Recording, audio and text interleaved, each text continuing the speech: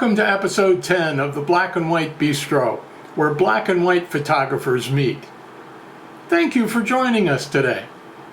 Our goal is simple: to provide a quality space where artists who enjoy black and white photography can come to get to know each other, and maybe even learn a little something from our guest artists along the way. If you're a black and white photographer, or thinking about trying black and white photography and you want to learn more, at BNW Bistro has been created specifically with you in mind. So make sure to follow us at BNW Bistro so you won't miss our updates and our brand new features, such as our Black and White Legends monthly feature that'll showcase some of black and white photography's most influential photographers, which is currently under development. If you like what you're seeing and hearing, please take a moment to help spread the word about us by posting a link to today's episode for your followers and friends to enjoy. I'm the creator and host of the Black and White Bistro Show, DavidLPayne, and we are proud to introduce you today to a very special black and white photographer who makes his home in the state of Texas in the southwestern region of the USA. Now, one of VERO's very highly respected artists, Mike Schaffner. Hello from Spring, Texas. I'm Mike Schaffner. I'm excited to be here with you on the Black and White Bistro. I'm excited because I love talking about black and white photography. Like so many others, I was inspired by Ansel Adams, but it wasn't just Adams. There's other photographers like Dorothea Lange, Vivian Maier, and the photographers at Life magazine. Through their black and white work, they could tell stories, show emotion, show detail that color photos just couldn't do or match. So that's what I wanted to do. In 1973, I bought a Yashica film SLR. It was an all-manual camera. There was no auto anything, but it was a great way to learn how to use your camera and understand the exposure triangle. I think of it as like being a carpenter. You start out using the hand tools before you move on to the power tools. So during this period, I was shooting black and white film and developing it myself and also doing my own prints, but I could never get the results I wanted. I tried and I tried, but I just couldn't get there. It was a very frustrating period. Eventually in 2002, I switched to a digital point and shoot because of that frustration. Although I didn't stop serious photography completely, I basically ended up during this time just shooting snapshots. Finally, around 2013, I was using my digital camera on a shot I knew was going to be a great shot, but the camera suffered a malfunction and just didn't work. So at that time, I decided, okay, it's time to get back into photography in a serious way. And I bought my current camera, a Canon 5D Mark III. It's a great camera and I really like it. The through thread of my photography journey has always been black and white. I just like the way it looks, the way it makes me feel. I love the way it shows the details and the textures, the lines and the shapes, the mood and the emotion, how it can tell a story in just ways that color can't match at all.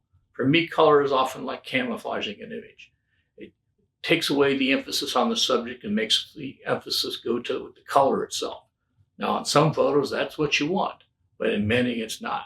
So for me, black and white is the first and best option. So the way I like to do photography is to visualize in black and white. There's a couple of different ways, as Dave knows, of doing that. I'd like to shoot with intent then because I have visualized it. And I think that's, for me, the key in succeeding in black and white.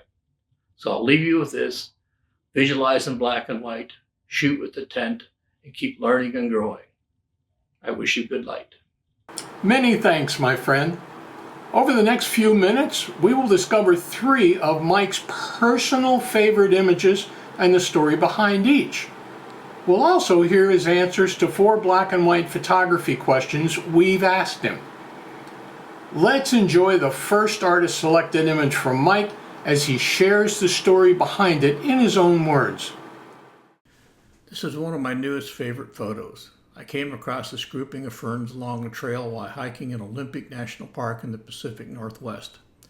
It was an overcast day and the trail was on the edge of the forest. Needless to say, the lighting is very subdued. Despite the subdued lighting, the lushness of the ferns was highlighted as the light was filtered through the trees. The subdued lighting also provided a hint of the underlying layers of ferns. The lush green color of the ferns would tempt many, I'm sure, to go for the color photo. However, for me, this image wasn't about a pretty color. I wasn't interested in eye candy. I was interested in the light and the shadows. I love how the light lets your eye wander through the image, seeing the detail of the top layer of ferns, and then a subtle hint of the ferns in the layers below. I believe it lets you explore and discover and gives you much more than just the color green could. Our first question for Mike was, tell us about your photography journey and how and when did you decide to shoot black and white? Here's what he said. I've always enjoyed good photography and was amazed growing up by the photos in Life magazine and inspired by the work of the great Ansel Adams. After all, who isn't? I got my first real camera in the late 1970s, a Yashica Film SLR. It was a great learning experience as you had to learn the basic concepts. Camera math, the exposure triangle, how to manipulate your own camera, things like that. There was no auto anything. It was all manual. I'm for the most part self-taught, learning by trial and error and error and error and error. Well, at least he's honest. From the start, he said, I've been more interested in black and white than color. I found that photos from the black and white masters always caught my attention. I loved the mood, the feel of the images, and the way they held my attention. They weren't just eye candy, they told a story. I wanted to do what they did. I'm not a black and white master, but I do love the challenge. That's what makes it fun for me. Those times when I get something special make it worth the struggle. We next asked Mike, why does black and white photography appeal to you, and how do you know when you've created a truly special black and white photograph? He said, black and white appeals to me because it pulls you into the image and tells you that story, inviting you to explore all its facets and its details. Color makes the photo all about the pretty colors and gets in the way of the story. To me personally, black and white simply conveys the emotion and the feel of a scene much better. I know I've created a truly special black and white photo when I re-look at it after not seeing it for some time and find I still enjoy it as much as I did the day I shot it. Special photos never really grow old. They become timeless. In addition, I never have to ask myself, what was I thinking when I shot this? The unique story it tells still resonates with me. Now, let's enjoy our second artist selected image from Mike and learn his story behind it. I love exploring old cemeteries. They're quiet and restful, and they give you the opportunity to sense the emotion of losing a loved one, and perhaps to learn the story of someone's life. With memorials, both grand and insignificant, old cemeteries, these gardens of stones, as I like to call them, have kept their inhabitants' stories and the emotions surrounding their passing alive. And that, for me, is a wonderful thing. I love how this particular memorial conveys the raw emotion of grief from losing a loved one. It's the tomb of Maria Josefa Perez de Uria and Necropolis Cristobal Colon in Havana, Cuba. The statuary is exquisite. The soft flowing lines and details captivate. Their beauty and gentleness make the pain of loss all that much more real, even now over 100 years later. I was fortunate to be blessed with wonderful light that brought out the subtleties of the memorial. I found the details on the angel, the shroud, and even the decorative florets simply captivating. Seeing this stopped me in my tracks. I knew immediately this was a special shot and just had to go for it. I just hope my photo conveys the emotion this memorial was made to proclaim.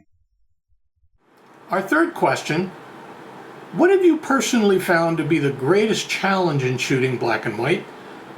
And how did you overcome that challenge? He said, my biggest challenge is slowing down during the actual shoot. The emotion of finding an exciting scene can be overwhelming sometimes, and I tend to rush through the shot. I've learned to consciously make myself aware of this and remind myself to, you guessed it, slow down. It's a constant battle, but I'm slowly making progress. Our final question for Mike was, someone who has decided to begin shooting black and white, what are the 2 best pieces of advice you could offer them? Mike said, the first suggestion I have is to learn to see in black and white.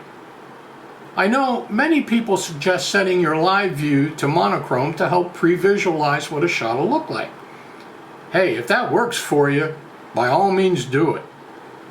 To me personally though, I don't find that all that helpful, as it doesn't reflect whatever you may do in post-processing, and therefore may give you the wrong perceptions of the scene's potential. I look for the descriptive attributes of a scene that'll make a great black and white photo. A simple way to do this is to really gather some great black and white photos and study them before you go out to shoot. Do this by closing your eyes, relax your mind, then open your eyes and look at the descriptive attributes of the photos in front of you. What are you seeing? I don't mean a person, a waterfall, a building, but rather what describes this scene, such as light and shadow, shapes, lines, textures, and contrast. Now that you know what to look for, do the same thing when you're out shooting. Find a potential scene and then use it to compose your image, which might be a different composition if you were shooting it in color. After a while, you'll find you do this instinctively without going through the exercise. My second suggestion is, you guessed it, slow down. First of all, you want to enjoy the moment and experience the scene that's in front of you. When taking the shot, slow down and think about your settings and your options. Take time to work the scene, look at it from different angles, and find other compositions. When you're editing, remember, social media can wait. There's no real need to rush. When you're done editing your image, let it marinate for a bit, just like you would your steak. Sometimes it only needs to marinate a few hours, sometimes a week or more. This marination gives you a chance to let the emotion subside and will let you view it with fresh eyes, just as someone else might see it when you post it.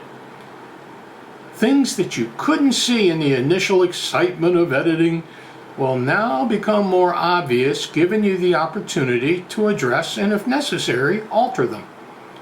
Sometimes after marinating, I make corrections and I let it marinate a second, and occasionally a third time. Now let's enjoy Mike's final artist-selected image and hear his story behind it. This is an image of an iconic Houston landmark. It is St. John Church, built in 1891. In 1968, it was relocated to Sam Houston Park as a representative structure of Houston's heritage. I think a good part of its landmark status is derived from the view of the church set against the Heritage Plaza skyscraper located just outside the park. What makes this image special for me is that it is a story of contrast on so many levels.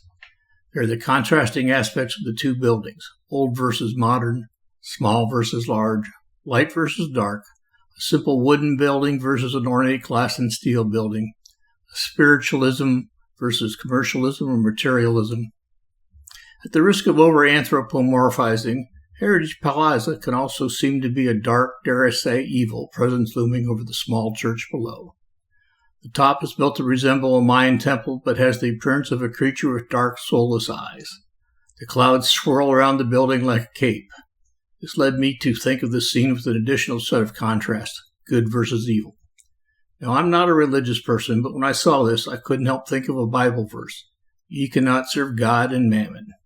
For me, this scene was telling me a story, and isn't that what we're all trying to do with our photography? That brings us to the end of today's Black and White Bistro show.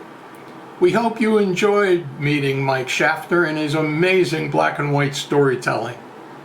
To see more of his images, visit his gallery on VERO, share some likes, and consider following his captivating storytelling in black and white. Oh, one other thing. Mike also has a wonderful photography website and blog, which is definitely worth a visit. You can check his enjoyable and high-quality website at MikeSchaffnerPhotography.com, which includes impressive photo galleries, a fantastic frequently asked questions page, and also an About Mike page where you can learn more about him and sign up for his wonderful regular photography newsletter. We'd like to thank Mike for joining us on today's show. Would you like to be on the Black and White Bistro show? First, follow us on VERO at BNW Bistro.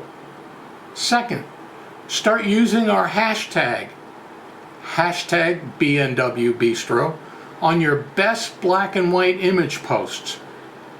Finally, connect with us on VERO so that you can send us a DM or you can send an email directly to me at dave@bnwbistro.com, indicating your interest in being our guest, and tell me a little about yourself and your photography journey.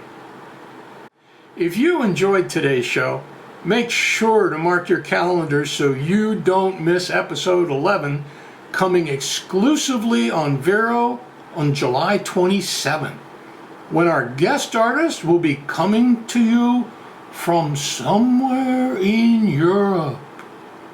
And don't forget, if you're not shooting in black and white, you're only seeing half the picture. Now, remember to follow us at BNW Bistro. Get out there and create some black and white photographs.